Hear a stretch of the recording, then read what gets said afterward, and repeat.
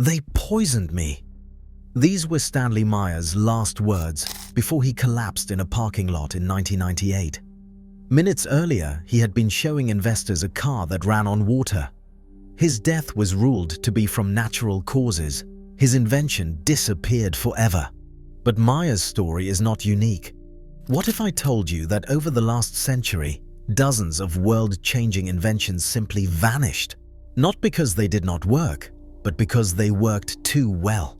Today, we are diving into 10 technologies that threatened to change everything, and the mysterious forces that made sure they never would.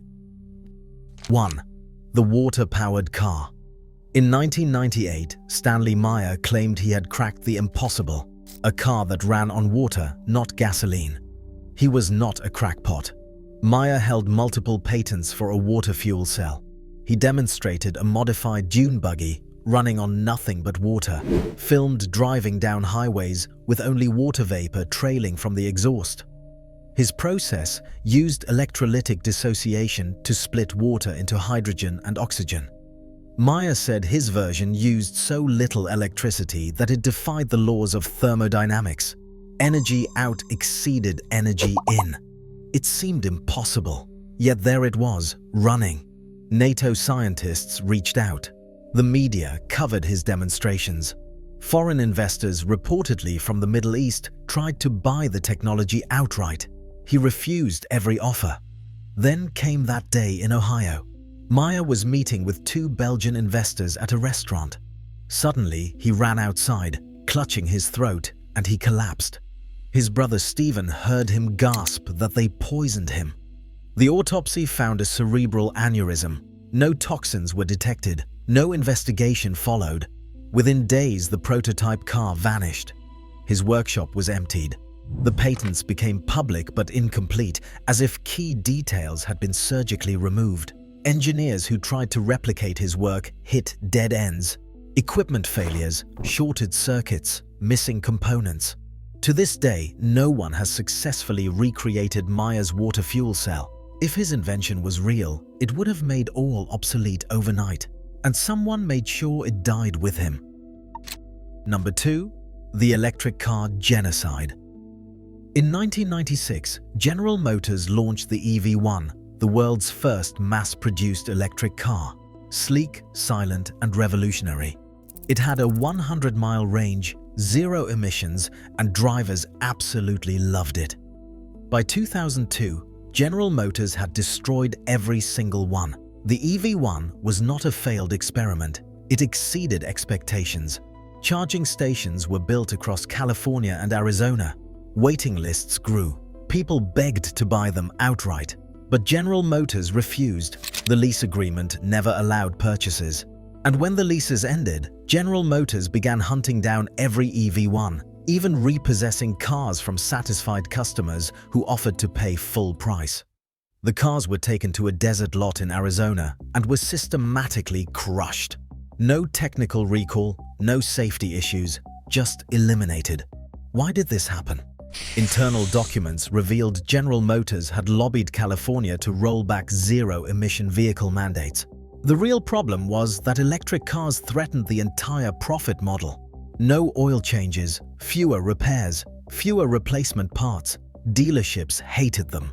A handful of EV1s survived in museums, gutted and immobile, like trophies of what we almost had. Before Tesla, before Rivian, we had the answer. And corporate America decided we were not ready for it. In 1901, Nikola Tesla began building a massive tower in New York with one goal: to deliver unlimited electricity wirelessly to the entire world. No wires, no power companies, no meters. Free energy for everyone. He called it Wardenclyffe Tower, and it terrified the man funding it, J.P. Morgan. Tesla's plan was not theoretical.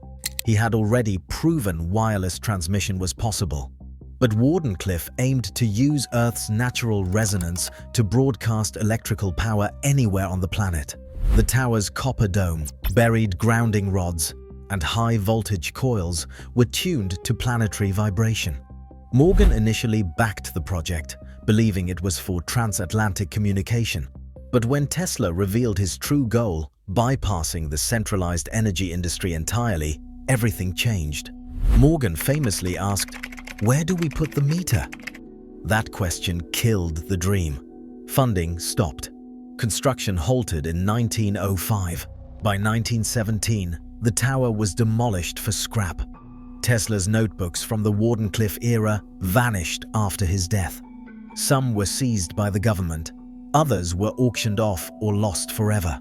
Modern engineers who have tried to recreate the design encounter bizarre failures, arcs that should not happen, resonances that vanish mid-test. Tesla hinted the system required specific planetary electromagnetic conditions that may never align again. If Wardenclyffe had succeeded, the world would look completely different. No power grids, no fossil fuels, no energy monopolies. But the tower fell, and with it, humanity's only chance at truly free power. In a California fire station, a single light bulb has been glowing since 1901, over 120 years without burning out. It is called the centennial bulb, and it proves something disturbing. We once knew how to build things that lasted forever, and then chose not to. Manufactured by Shelby Electric Company, the bulb uses hand-blown glass and a carbon-based filament. It burns slowly, efficiently, and endlessly. Other bulbs from that era lasted 60+ years in factories and mines.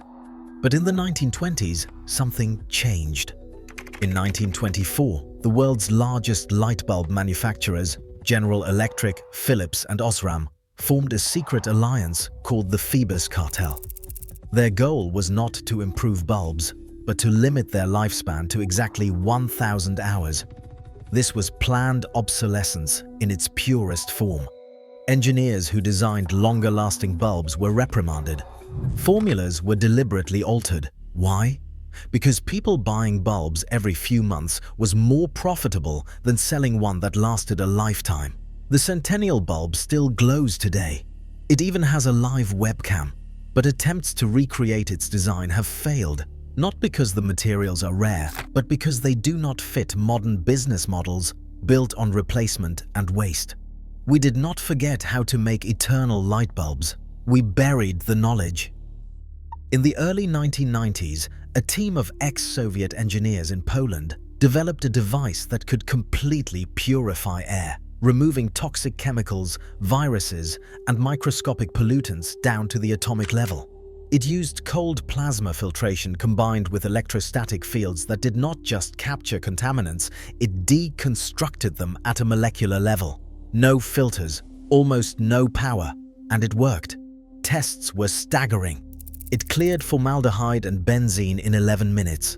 It reduced industrial pollution by 98.6% within an hour. Environmental officials called it the most disruptive technology of the decade. Then, within weeks, the project was shut down. They said it was bureaucratic complications and patent issues. But behind the scenes, the team reported hostile encounters. Their lead engineer was interrogated at customs. Shipment crates vanished. Funding contracts were revoked. By 1994, the company was closed. The team scattered across Europe. Years later, one member, speaking anonymously, claimed a corporate syndicate with ties to heating, ventilation, and air conditioning, and chemical manufacturers bought out the remaining shares and buried the project. No working prototype exists today. Attempts to recreate it using surviving schematics fail. Key elements are missing. Some materials used in the original build were restricted after 1995 under dual-use export laws.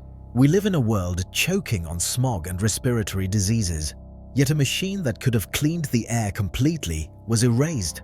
Who decided we were not allowed to breathe clean air? Number 6. The vacuum energy engine.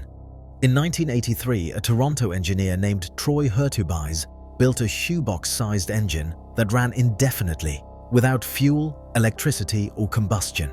He called it the Angel Light Engine, claiming it tapped into vacuum energy, the same force believed to exist in deep space. When activated, it hummed softly and powered a flywheel continuously.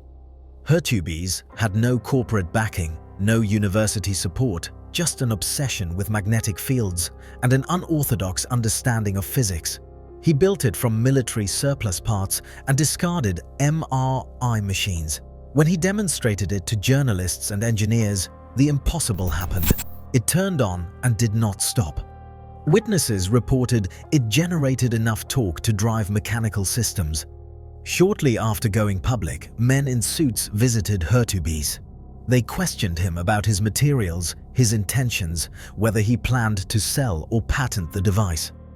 A week later, his workshop burned to the ground. Officials ruled it an electrical fire, despite the building having no grid connection. Hurtubise tried to rebuild but faced constant surveillance, vandalism and interference. He retreated from public view, working on other projects but never discussing the vacuum engine again. In 2018, he died in a mysterious single-vehicle accident. The vacuum engine was never formally analyzed, but its memory endures. If vacuum energy is real and someone learned to harness it, what would happen to every industry built on scarcity? What happens when energy becomes free? 7th, the 50-year battery.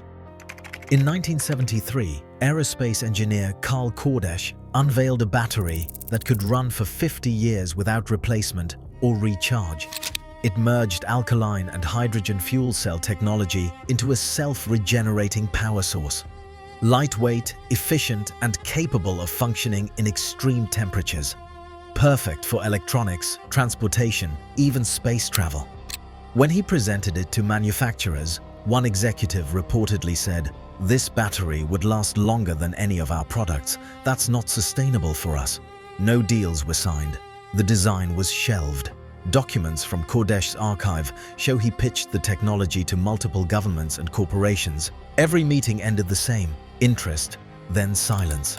In 1982, a startup tried to relaunch it under the slogan "Power for Life."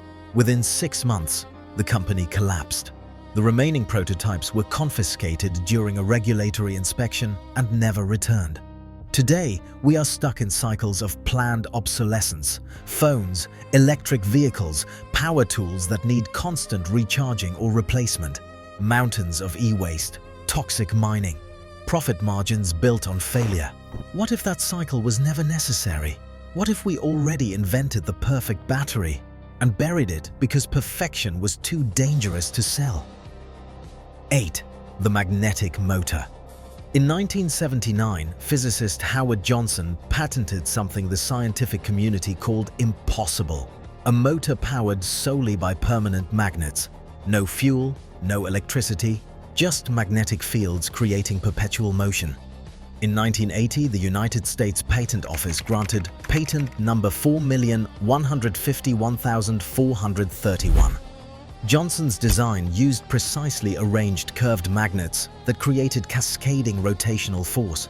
He demonstrated it to journalists and investors. Some believed, others insisted it violated the second law of thermodynamics. But Johnson maintained he was not creating energy. He was releasing potential energy already stored in magnetic fields. As interest grew, Johnson faced legal challenges and sudden withdrawals from interested companies. One collaborator said offers were made to purchase and bury the patent in exchange for silence. Johnson refused. By the late 1980s, he was out of funding. His health declined. In one of his last recorded statements, he said, "They did not have to disprove me.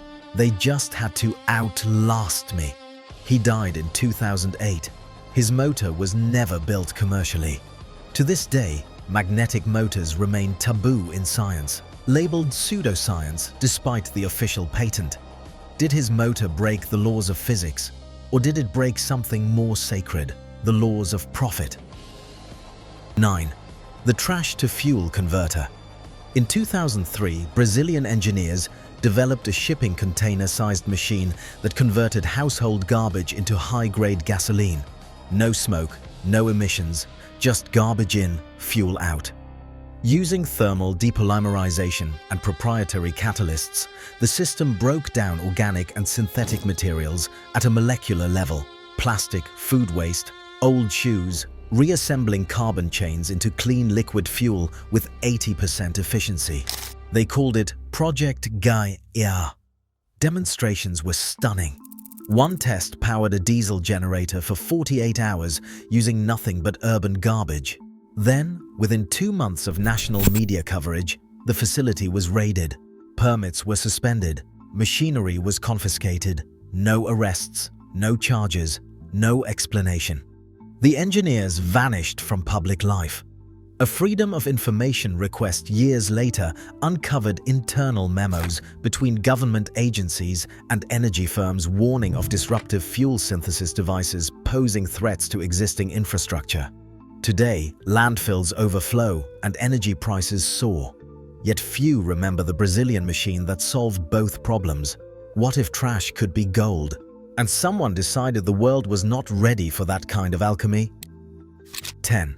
The Illness Prediction Scanner. In 2009, Swiss biomedical engineers developed a shoebox-sized device that could detect disease months before symptoms appeared. The neuroscope scanned electromagnetic fields and mapped biofrequency signatures, comparing them to disease markers. In trials, it identified malignant growths weeks before imaging could. It flagged early-stage Parkinson's and Alzheimer's based on subtle neural resonance shifts. Hospitals in Switzerland and Germany requested pilot units. The World Health Organization took notice. Then a pharmaceutical executive asked, "If this works, why would anyone need routine screenings?" Weeks later, the company's research license was suspended, servers seized, the lead engineer deported, all manufacturing contracts voided. The neuroscope vanished before reaching the market. The technology rights were acquired by a shell corporation and remain inactive. What if a machine could detect illness before it happened and the healthcare industry decided you couldn't have it? 10 inventions, 10 erasures, 10 futures we will never see. These were not failed experiments or crackpot schemes. They were working technologies, dismantled not by the laws of nature, but by the hands of men who saw too far, built too well, and threatened to shift power from the few to the many. From Nikola Tesla's wireless power to Brazil's trash fuel converter, these innovations were not evaluated by their potential to help humanity. They were judged by the danger they posed to established hierarchies. The destruction came quietly, through seized patents, revoked funding, mysterious fires, vanished labs, lives ended in obscurity. What was lost is not just machinery. It is the future itself.